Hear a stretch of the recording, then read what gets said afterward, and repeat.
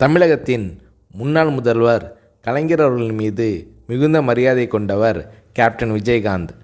Captain Vijayakanth, Premalatha ஆகியோரின் திருமணம் கலைஞர் கருணாநிதி அவர்களின் தலைமையில் 1990ஆம் ஆண்டு ஜனவரி 31 நடைபெற்றது.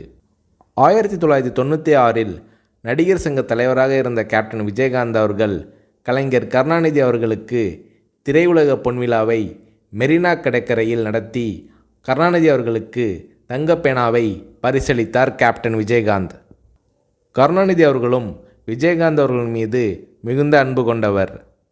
கேப்டன் விஜயகாந்த் அவர்களுக்கு புரட்சி கலைஞர் என்ற பட்டத்தை கலைஞர் கருணாநிதி அவர்கள் வழங்கினார். கலைஞர் கருணாநிதி அவர்களின் மறைவின் போது அமெரிக்காவில் சிகிச்சைக்கு சென்றிருந்த கேப்டன் விஜயகாந்த் அவர்கள் அங்கிருந்து வீடியோவில் கண்ணீர் மல்க அஞ்சலி செலுத்தினார். அமெரிக்காவிலிருந்து திரும்பிய பிறகு நேராக கலைஞர் கருணாநிதி அவர்களின் நினைவிடம் சென்று மரியாதை செலுத்தினார் கேப்டன் விஜயகாந்த்.